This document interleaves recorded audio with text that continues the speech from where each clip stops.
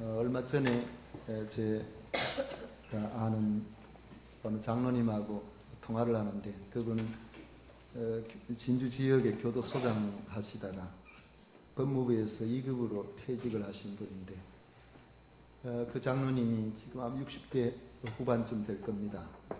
그분이 새로 공부해서 박사학위를 취득해서 잘 아는 사이버대학 학과장으로 제2의 인생을 사신다고 하는데, 그분이 말씀이 자기가 지금 출석하는 교회에 성가대원을 있는데 너무 좋다는 거예요. 성가대원으로 섬기는 것이 얼마나 좋은지. 그분 아마 연세가 67세인가 그럴 겁니다. 아직 한 자리가 비은 것 같아요. 하나님께서 성가대원으로 나를 부르신 것 같다, 그렇게 생각하시면 자원하시길 바랍니다. 오늘 우리가 함께 읽은 말씀을 가지고 죽은 자를 살리시는 성령님, 이런 제목으로 같이 말씀을 나누고자 합니다. 지난주 중에 서울에 살고 있는 제 집안 가까운 조카로부터 안부 전화가 와서 장시간 통화를 하게 되었습니다. 이름만 대면 다 알 수 있는 대형교회 장로로 있는 자기 외가 쪽의 친척이 자기를 전도하기 위해서 초대를 해서 아침 조찬 예배 모임에 몇 번 참석을 했었는데, 개인 사업을 하고 있는데 자기하고는 뭐가 좀 안 맞는 것 같아서 몇 번 가다가 안 가기로 했다고 그렇게 했습니다. 그 이유가 뭐냐 그러니까, 조찬 모임의 성격이 한 200~300명이 모이는데 마치 사회 지도층의 사교 모임 같았다는 그런 느낌이 들었다는 것입니다. 그 교회에 그 아침에 말씀을 전하시는 분도 그 미국에서 공부를 하고 돌아오신 아마 부목사님 것 같은데, 앞에 화면에 띄워놓고 뭘 하는데 마치 MBA 이수하시고 성공 경영 수업을 하는 것 같은 그런 느낌이 들었다면서, 교회에서 이런 모임이 자기하고는 좀 안 맞는 것 같더라, 그렇게 이야기를 했습니다. 여러분, 이런 지적을 우리가 귀담아 들어야 될 대목입니다. 그리스도인들이 같은 환경 여건에서 볼 때에 성공할 가능성이 높은 것이 사실입니다. 물론 고난도 있죠. 우리가 믿음으로 산다는 것이, 믿음으로 살지 않는 이들이 하는 모든 것을 우리가 다 할 수가 없으니까요.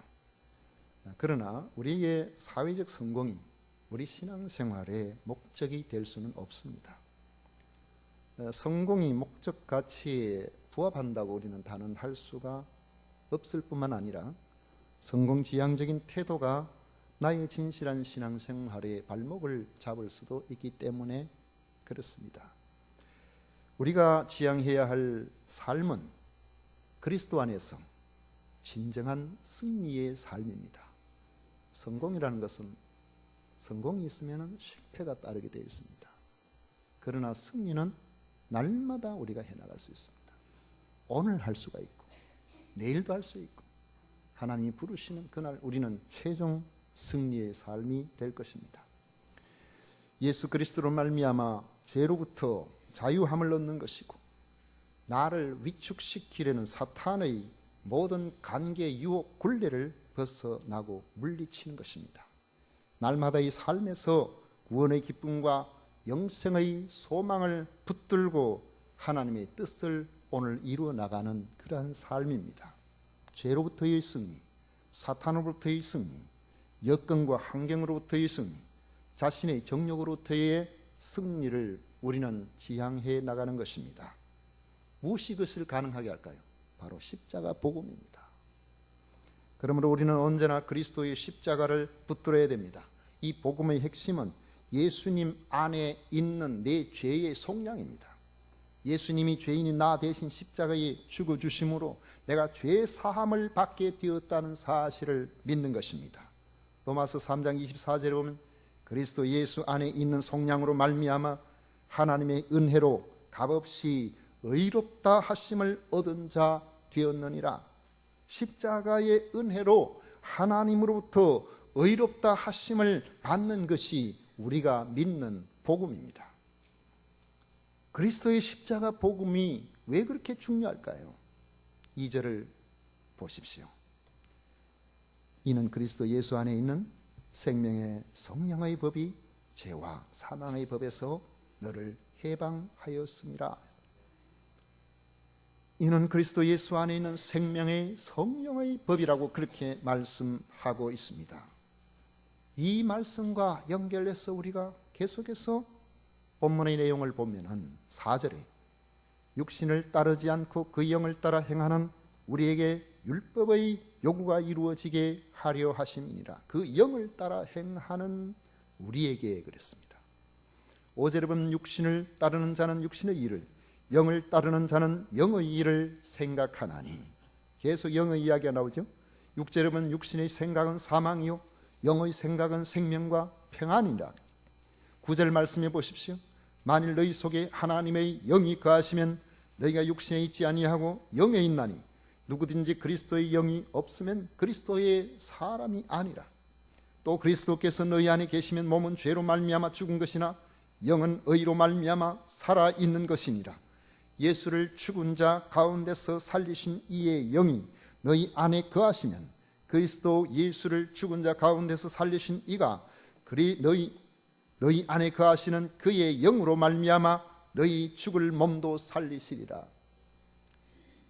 오늘 이 말씀에 보면 영이 계속 나오는데 하나님의 영, 그리스도의 영, 바로 성령을 말씀하고 있습니다.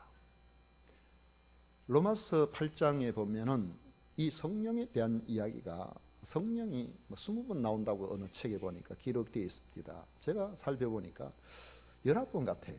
한 번은 성령이 아닌 영이라는 했지만 성령을 의미하는 것이 아닌 것 같다는 생각이 드는데, 그래서 이 로마서 8장을 우리는 성령장이라 그렇게 이야기합니다.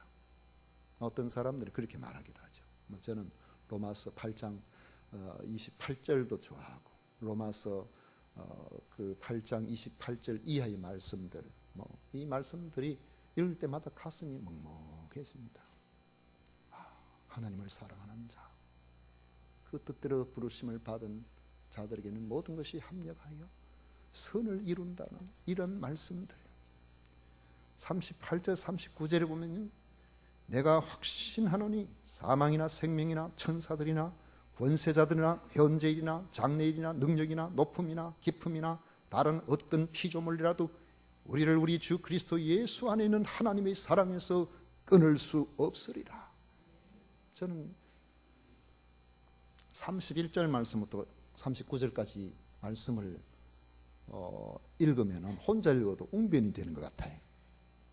굉장히 이 목소리가 힘이 들어가게 되는 것 같다는 생각이 듭니다. 31절 한번 보십시오. 우리 같이 한번 읽어보시죠. 다 같이 31절부터 39절까지 우리 같이 한번 읽어보도록 하겠습니다. 다 같이 읽습니다. 그런즉 이 일에 대하여 우리가 무슨 말하리요? 만일 하나님이 우리를 위하시면 누가 우리를 대적하리요? 자기 아들을 아끼지 아니하시고 우리 모든 사람을 위하여 내주신 이가 어찌 그 아들과 함께 모든 것을 우리에게 주시지 아니하겠느냐? 능히 하나님께서 택하신 자들을 고발하리요? 의롭다 하신 이는 하나님이시니 누가 정죄하리요? 죽으실 뿐 아니라 다시 살아나신 이는 그리스도 예수시니 그는 하나님 우편에 계신 자요 우리를 위하여 간구하시는 자시니라. 누가 우리를 그리스도의 사랑에서 끊으리요? 환난이나 곤고나 박해나 기근이나 적신이나 위험이나 칼이라. 기록된 바 우리가 종일 주를 위하여 죽임을 당하게 되며 도살당할 양같이 여김을 받았나이다 함과 같으니라. 그러나 이 모든 일에 우리를 사랑하시는 이로 말미암아 우리가 넉넉히 이기느니라. 내가 확신하노니 사망이나 생명이나 천사들이나 권세자들이나 현재일이나 장래일이나 능력이나 높음이나 깊음이나 다른 어떤 피조물이라도 우리를 우리 주 그리스도 예수 안에 있는 하나님의 사랑에서 끊을 수 없으리라. 아멘. 여러분 가슴이 먹먹해지지 않습니까? 십자가 복음을 믿게 되면은 성령이 우리와 함께 하시기 때문에 이런 일이 가능합니다. 오늘 말씀에 보면 교회 속에서 성령 이야기가 나와요. 예수님을 영접하면 그 순간부터 우리 마음에 성령님이 임하십니다. 예수님을 영접하게 되는 것이 우리의 지식에 의해서가 아니라 성령님에 의해서 되어지기 때문입니다. 우리 총명한 사람도 성경을 읽을 때 성경의 내용이 뭔지 잘 이해를 하겠다는 그러한 사람도 뒤에 한마디 하죠. 그런데 믿어지지는 않아요. 그렇게 이야기를 하는 거예요. 저는 직접 들었습니다. 저는 무슨 말씀인지 목사님 이야기 잘 알겠습니다. 그런데 믿어지지는 않습니다. 지금 목사 사모가 되신 어느 분이 처녀 때에 그 사람 참 괜찮은 사람인 것 같다고 그 한 사람을 좀 전도 좀 해달라고 예수님만 믿는다고 데려왔어요. 그래가지고 찻집에 만나서 이야기를 하는데 복음을 전하니까 그 말 하더라고요. 목사님 무슨 말씀하시는지 제가 이해는 하겠습니다. 그런데 제가 믿어지지는 않습니다. 그래가지고 깨졌어요. 깨지고 나니까 하나님께서 믿음 좋은 신학생을 보내줘가지고 나중에 목사 사모가 돼요. 지금 고생 많이 합니다. 그러나 영은 자유로울 줄 믿습니다. 안 그랬으면요, 믿는 사람하고 얼마나 힘들었겠어요. 데살로니가 1장 5절에 보면 이는 우리 복음이 너희에게 말로만 이른 것이 아니라 또한 능력과 성령과 큰 확신으로 된 것이라고 했습니다. 능력과 성령과 큰 확신, 성령에 의해서 성령의 능력으로 큰 그 확신으로 그렇게 되어졌다는 거죠. 그러므로 예수님을 믿는 사람은 누구나 성령님을 모시고 살게 되는 것입니다. 에베소서 1장 13절에 보면 그 안에서 너희도 진리의 말씀 곧 너희의 구원의 복음을 듣고 그 안에서 또한 믿어 약속의 성령으로 인치심을 받았다 그랬어요. 복음을 듣고 구원의 복음을 듣고 그 안에서 또 믿을 때 성령님께서 내게 찾아오셔서 내 심장에 도장을 찍어주시는 겁니다. 내 믿음에 도장을 찍어주시는 거예요. 그 왜 약속의 성령이라고 말씀하실까요? 성령은 그냥 뜬금없이 오신 분이 아니라 약속에 의해서 오셨기 때문에 그렇습니다. 성령을 우리에게 주사 영원토록 함께 있도록 하겠다고 하신 것이 바로 예수님의 약속입니다. 요한복음 14장 16절에 보면 내가 아버지께 구하겠으니 그가 또 다른 보혜사를 너희에게 주사 영원토록 너희와 함께 있게 하리니 내가 지금까지는 너희에게 보혜사로 했지만은 이제 내가 가면은 또 다른 보혜사인 성령을 너희에게 보내서 너희와 영원토록 함께 있게 하겠다는 말씀입니다. 예수님께서 보내주시기로 약속하신 성령님은 우리 속에 내주하셔서 영원토록 함께 계십니다. 요한복음 14장 17절에 보면 그는 진리의 영이라 세상은 능히 그를 받지 못하나니 이는 그를 보지도 못하고 알지도 못함이라. 그러나 너희는 그를 아나니 그는 너희와 함께 거하시며 또 너희 속에 계시겠습니다. 그러므로 예수님을 믿는다는 것은 자기 마음에 하나님의 영이시요 그리스도의 영이신 성령님이 내 속에 계신다는 것을 의미하는 것입니다. 9절을 보십시오. 만일 너희 속에 하나님의 영이 거하시면 너희가 육신에 있지 아니하고 영에 있나니 누구든지 그리스도의 영이 없으면 그리스도의 사람이 아니라. 여러분들이 그 속에 하나님의 성령이 계시지 않는다면 여러분들은 그리스도의 사람이 아니라 그리스도의 사람 기독교인이 아니고 리얼 크리스찬이 아니라 이 말이에요. 그럼 뭐냐? 종교인이죠. 그냥 교회 다니는 사람. 여러분 예수님을 구주로 믿는다면 그 속에 하나님의 성령이 계신다는 겁니다. 그건 예수님의 약속입니다. 믿는 자에게 하나님의 성령이 들어오신다고 했는데 하나님의 성령이 우리에게 믿음을 주시기 때문에 우리가 믿게 되어지는 것입니다. 우리와 함께 계시는 성령님은 어떠신 분입니까? 요한복음 14장 26절에 보면 예수님께서는 보혜사 곧 아버지께서 내 이름으로 보내실 성령이라고 하셨습니다. 하나님께서 예수님의 이름으로 보내시는 성령이시며 역할로 볼 때는 보혜사입니다. 은혜로, 하나님의 은혜로, 값없이 주시는 바로 그 은혜로 우리를 도우시는데 가르쳐서 지키게 하도록 그렇게 도와주시는 분이 보혜사입니다. 9절에는 하나님의 영, 혼 그리스도의 영이라고 합니다. 삼위일체 하나님의 신비로운 본체이시고 독립된 위격이십니다. 제가 일부 예배 때 이야기하면서 표정을 살펴보니까 좀 멍해요. 지금도 똑같네. 성령님 누구신가? 삼일체 하나님의 본체이시면서도 그 자체로 독립된 위격이시다. 이해되십니까? 저는 이해 잘 안 되는데 이 믿음으로 하나님께서 우리에게 그냥 주시는 거예요. 단순하게 생각하면 좋아요. 하나님으로부터 보내심을 받은 예수님 육체로 오셨습니다. 육체로 오신 예수님은 우리 인간은 하나님의 창조세계 안에서 항상 시간과 공간의 제약을 받도록 되어 있습니다. 그래서 우리는 아무리 사모하는 사람이라고 해도 지금 나는 2000년 전에 예쁜 사람과 만나서 결혼할 수가 없습니다. 시간의 차이가 있으니까요. 공간에서도 그렇지. 우리가 알지도 못하는 저 아프리카 끝에 있는 사람 혹은 유럽에 어떤 사람하고 우리가 만나서 그렇게 결혼할 수 없습니다. 결혼하려면은 내가 거기에 무슨 직업 때문에든지 다른 일로 거기 가서 살다가 누구 만난 사람하고 그렇게 사랑하고 그렇게 결혼하는 것이지 한번 본 적도 없는 사람 만날 수가 없죠. 그게 우리의 한계입니다. 예수님께서 육체로 오셨을 때도 한계가 있어요. 갈릴리에서 사역하실 때는 예루살렘에서 예수님을 볼 수가 없습니다. 예수님께서 명절 때마다 예루살렘 가셨는데 예루살렘으로 올라가시면은 갈릴리에서 예수님을 볼 수가 없도록 되어 있습니다. 그러므로 예수님은 육체의 한계 안에서 그렇게 지나셨는데 예수님께서 지상에서 특별한 일을 행하실 때에 육체로 사신 것이 아니라 그리스도의 영으로 성령으로 그 모든 일들을 행하셨던 것입니다.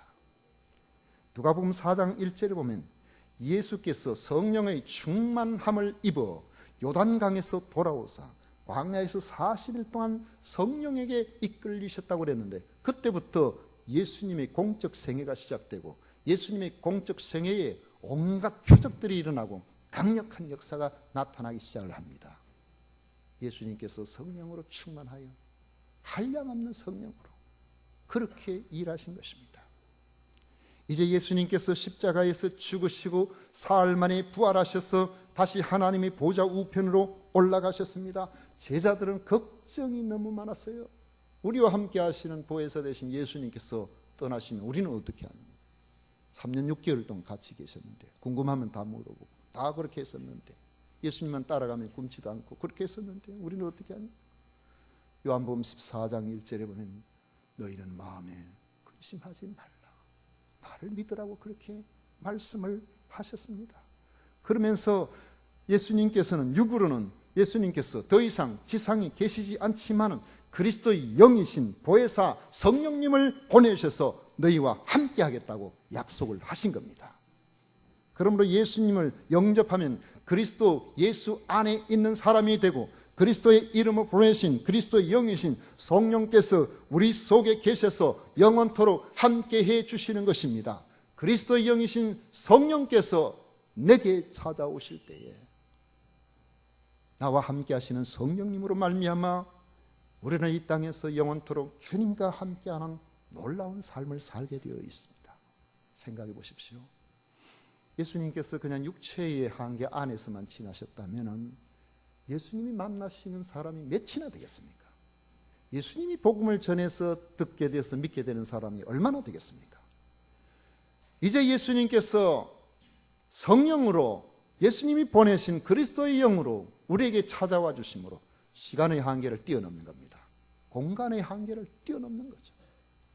이제 예수 그리스도의 영으로 말미암아 주님께서 내가 가면은 너희들이 내가 하는 일을 할 것이다.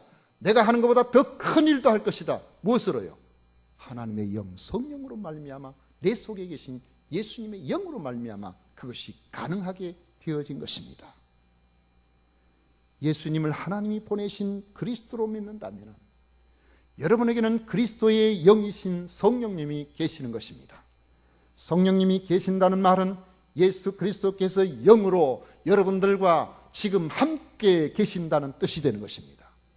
여러분들이 과거에 이해를 하든 알지 못했던 예수님의 그 십자가 그 복음이 믿어졌다면 이미 하나님의 성령, 예수님의 영, 하나님의 영이 여러분 속에 찾아와 주셔서 여러분 속에 내주하고 계십니다. 떠나지 아니하십니다.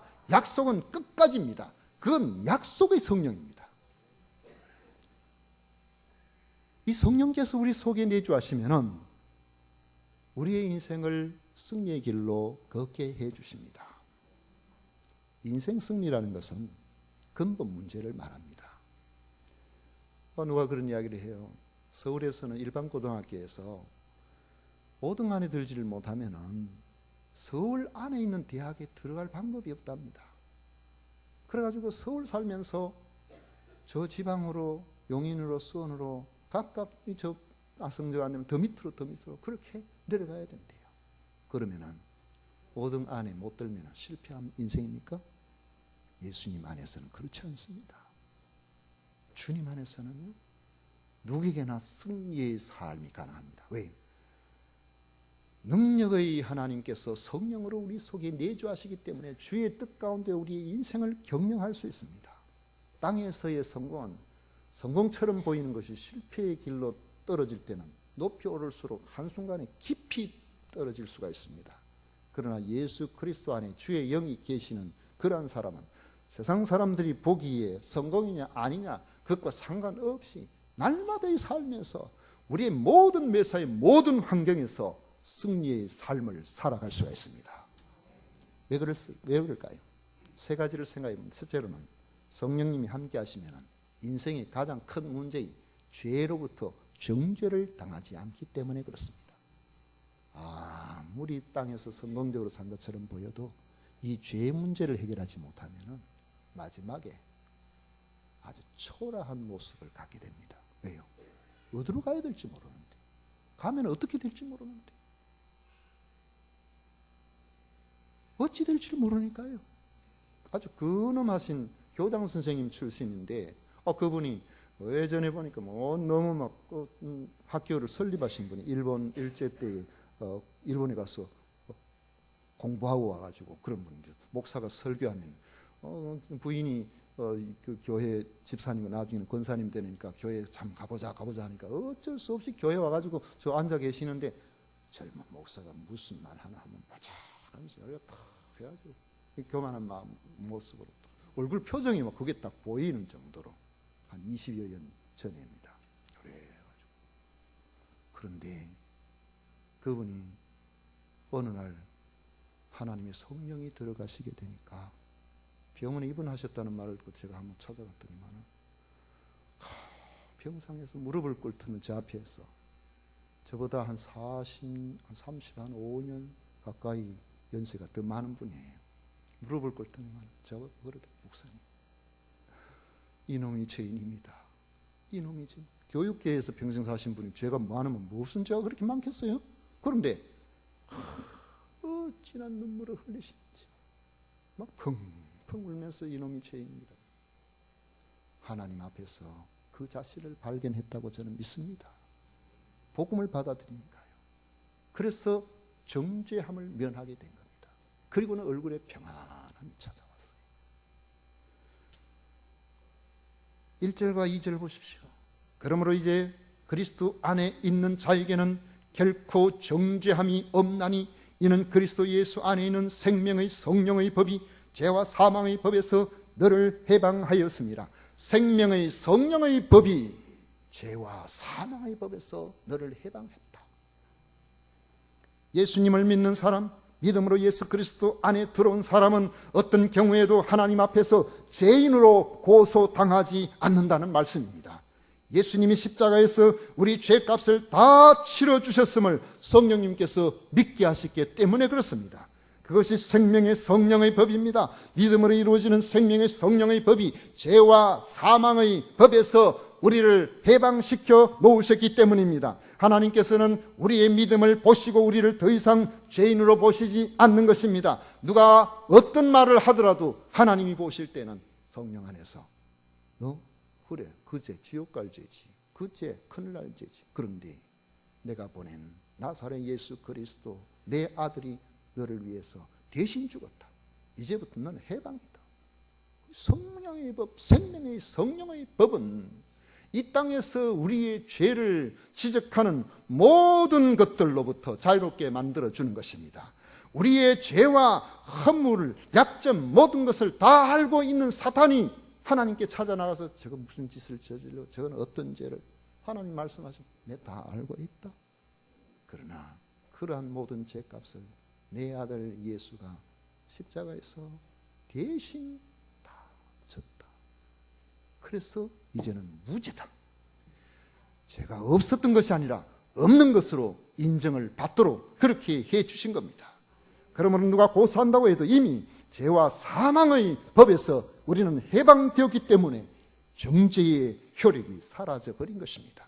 그러므로 예수 그리스도를 믿음으로 성령이 내주하시는 사람에게는 결코 정죄함이 없음을 믿으시기를 축원합니다. 예수님을 내 마음속에 믿는다면 내가 하나님 보시기에 아름답게 살아드리지 못한 부분이 혹 있다고 할지라도 여러분은 정죄함을 당하지 않습니다. 여러분들을 변호해 주실 분이 계십니다. 바로 나를 위해서 십자가에 달려 돌아가 주신 예수 그리스도십니다. 주님은 영원히 나의 편이 되어 주시는 겁니다. 두 번째로는 성령님께서는 내 속에 내주하셔서 나로 하여금 거룩한 삶을 살도록 끊임없이 독려하시고 가르쳐 주시고 그렇게 해주십니다. 4절에 보면 육신을 따르지 않고 그 영을 따라 행하는 우리에게 율법의 요구가 이루어지게 하려 하심이라 그랬죠. 성령이 없는 사람은 하나님이 제시하신 율법의 요구를 결코 이루어 드릴 수 없습니다.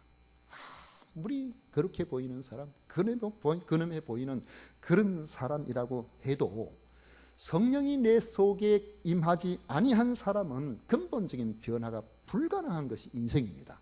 죄 없는 사람은 하나도 없다고 했어요. 죄 있으면 죄의 종이고 죄 있으면 사탄의 끌림을 받게 되어 있습니다. 다른 사람 앞에서는 거룩한 척하죠. 다른 사람들 앞에는 깨끗한 척하죠. 심지어 가족들 앞에서도 괜찮은 척하죠. 그러나 내 내면을 살펴보면 그렇지 않다는 거예요. 왜 그렇습니까? 성령이 없으면 사람 눈을 속이죠. 자신을 속입니다. 합리화시켜버립니다. 그래서 성령이 없으면요, 부부간에도 믿지를 못해요. 성령이 없으면 상대를 믿을 수가 없어요. 지금 우리나라는 극도로 성적인 문란의 상태에 와 있습니다. 여러분 누구를 믿고 살겠습니까? 육신에 있는 사람은요, 하나님을 기쁘시게 할 수 없도록 되어 있습니다. 8절 말씀 나오죠. 육신의 생각은 하나님의 법에 굴복하지 아니할 뿐만 아니라 할 수도 없도록 되어 있습니다. 7절에 나오죠. 육신의 생각은 하나님과 원수가 되기 때문에 그 결과는 사망입니다. 6절에 나와 있습니다. 그런데 예수님을 믿으면 내 안에 성령님께서 계셔서 하나님의 법을 따라 사는 법을 가르쳐 주시고 생각나게 만들어 주시는 겁니다. 요한복음 14장 26절에 보면 보혜사 곧 아버지께서 내 이름으로 보내실 성령, 그가 너희에게 모든 것을 가르치고 내가 너희에게 말한 모든 것을 생각나게 하리라. 성령의 생각은 생명과 평안이기 때문에 성령께서 가르쳐 주시고 생각나게 하시는 대로 살면 내 속에 하나님의 생명과 평안이 가득하게 되어 있습니다.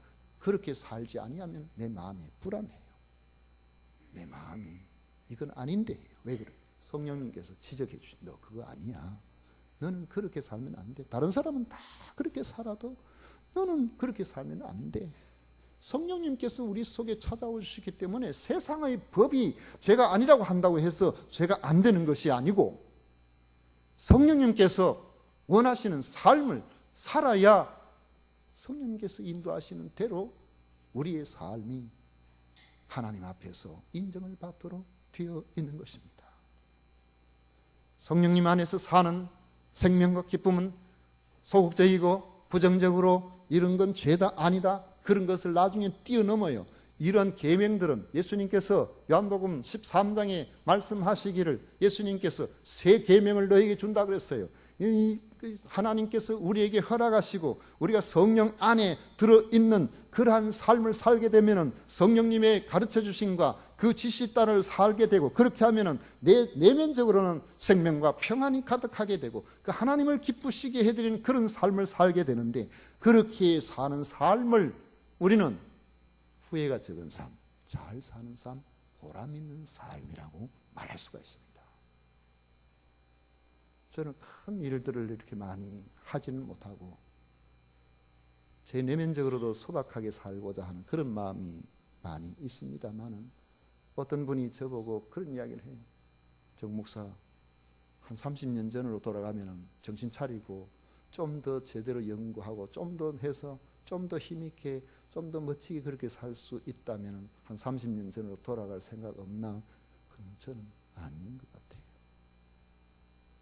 그냥 내게 주어지는 한 생애에 그저 오늘 내가 최선을 다함으로 그렇게 해서 하나님께서 부르시는 대로 그렇게 인정을 못 받아도 하는 일들이 좀 시원찮아도 나와 함께 하시는 주님 그렇게 살아가는 것이 승리의 삶 아닐까요? 우리가 뭐 대단하다고 우리가 뭐 지나놓고 난 다음에 우리 다 기억해 줄 것 같습니까? 그렇지도 않아요. 이전 교회에 제가 뭐 다른 일이 있어서 가보니까 그때는 뭐 제가 없으면 다 죽을 것 같더니만 한 7년 8년 지나고 제가 모르는 사람이 수두룩하더라고요. 식당에 가서 밥 먹는데 저 인사도 안 해요. 그게 우리 인생이에요. 우리는 하나님 앞에서 주의 영으로 하나님 기뻐하심을 따라 하루하루를 살아가는 겁니다. 그 삶의 핵심은 사랑입니다. 내가 새 계명을 너에게 주노니 서로 사랑하라. 어떻게 사랑합니까? 무릎 꿇는 자세로, 발 씻는 자세로 형제의 모든 부분들을 낮춰보지 아니하고 높이 봐주고 인정해주고 그렇게 살아가는 거죠. 그런 삶을 살아가는 주님께서 높여주시는 삶이 되는 줄로 믿으시기를 축원합니다. 예배분들 우리가 서로 사랑하십시다. 서로 사랑하자니까 그냥 그게 사랑이 아니고 귀하게 여겨드리면 돼요. 그리고 내가 필요할 때는 내가 곁에 있어주고 나의 도움이 필요할 때는 도와주고 그렇게 살아가는 것이죠. 사랑은 우리가 추상적으로 생각하지 말고 어떨 때 교회에 이렇게 와보면 외롭고 힘들 때에 나를 향하여서 한번 방긋 웃어주는 그것만 가지고 나에게 힘이 나는 게 있어요.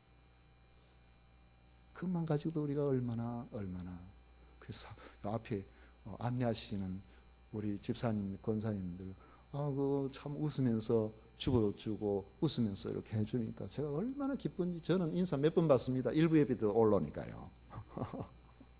그러면 제가 마음이 좋아요. 여러분 때문에 가족들이 마음이 좋아지시기를 축원합니다. 여러분 때문에 옆에 계신 우리 식구들이 기분이 좋아지시기를 축원합니다. 이 사랑이 그냥 되어지는 것이 아니라 주의 영이 내 속에 계시기 때문에 서로 사랑한다고 했으니까 나도 사랑하고 저도 사랑하고 그렇게 행복하게 살게 된 것입니다. 마지막으로 성령님은 예수님처럼 육과 영이 우리로 하여금 함께 부활에 이르게 해 주십니다. 땅에 있는 것만 생각하면 슬퍼요. 우리가 아무리 멋진 인생을 가지고 있는 것처럼 보여도 최근에 어떤 인터넷에 떠 있는 글을 보니까 중국 사람인지 영국 사람, 홍콩 사람인지는 몰라도 60대 사람이 30대처럼 성형을 해가지고 그래가지고 있는 게 보이더라고요. 안 늙고 싶어가지고 저렇게 하면 좋긴 좋을 것 같은데 앞으로 또 한 20년 지나면 또 어떻게 될까 걱정이 돼요. 그분한테는 시간이 딱 정지됐으면 좋겠는데 시간이 딱 정지되면 좋겠어요. 저보고도 얼굴 점 좀 빼고 뭐 좀 하라고 하는데 점을 언제 빼야 될까 모르겠어요. 월요일 날 빼면은 새벽 기도는 어쩌지? 한 주 만에 얼굴 티가 좀 없어질라나? 언젠가 한번 휴가를 받아가지고 얼굴 깨끗하게 해가지고 한번 오겠습니다. 그러나 있으면은 또 티가 생기죠. 안 생기겠습니까? 그렇게 우리가 사는 것이죠. 그렇게 살다가 우리 육신은 하나님께서 오라 하시면 가게 되는데, 가면은 육신은 썩어요. 다 썩어요. 우리 어머니 매장 해놔놓고 3년 반 있다가 아버지 돌아가셔가지고 매장하지 말고 화장하자 해서 가족 묘원이 있는데, 그 화장하면서 어머니 매장 시신을 같이 이제 이렇게 다시 발굴을 해서 화장을 같이 하는데 육신은 썩어요. 만약에 이 썩을 육신에 우리가 마음을 두고 있으면 얼마나 허무합니까? 결국에 썩을 것 같아요. 그러나 오늘 말씀합니다. 오늘 말씀 11절에 뭐라고 합니까? 예수를 죽은 자 가운데서 살리신 이의 영이 너희 안에 거하시면, 그리스도 예수를 죽은 자 가운데서 살리신 이가 너희 안에 거하시는 그의 영으로 말미암아 너희 죽을 몸도 살리시리라. 예수님이 부활하셔서 영과 육으로 영생에 이루시는 것처럼 우리도 바로 그 영생의 부활체가 될 것을 말씀하고 있습니다. 내 속에 계신 성령님이 그렇게 하신다는 겁니다. 예수님을 믿는다는 것은 엄청난 축복이고 능력입니다. 여러분 생각해 보십시오. 죄 사함을 받아서 결코 어느 누구도 정죄할 수 없는 죄와 허물, 사망으로부터 자유함을 얻었다는 것, 이거 소유하고 있다는 것이 승리 아닐까요? 일상의 삶에서 제 좋은 대로 그렇게 살다가 가족관계 다 깨져버리고, 부부관계 다 깨져버리고, 사람관계 다 깨져버리고, 그렇게 나중에 그게 멋진 인생이 될까요? 죄의 유혹은 달콤하게 찾아옵니다. 선악과의 유혹은 달콤하게 찾아옵니다. 그러나 그 유혹에 넘어가지 마십시오. 성령님의 음성에 귀를 기울이십시오. 그렇게 되면 여러분의 삶이 매 순간 지나놓고, 아하, 하나님께서 참 나를 사랑하셨구나. 내가 이 복된 길로 이렇게 여기까지 이렇게 하셨구나. 저도 유혹받을 때가 있었습니다. 그런데 주 안에서 살다 보니까 제가 제 아내에게 제법 떳떳합니다. 우리 아이들한테 떳떳해요. 아이들이 아빠를 이상한 눈으로 안 본단 말이에요. 여러분들에게도 그런 은혜가 있으시기를 축원합니다. 우리 인생 살아면 그게 승리 아닐까요? 다른 거야. 돈은 뭐 벌다 좀 벌 수도 있고, 높은 자리에 올라가고 싶은데 그리 못할 수도 있고, 뭐 이런 거는 있을 수도 있겠지만은 주 앞에서 하나님의 사람으로서 이 땅에서 승리의 삶을 살다가 영원한 부활에 동참하는 우리 모두가 되시기를 축원합니다. 기도하겠습니다. 고마우신 아버지,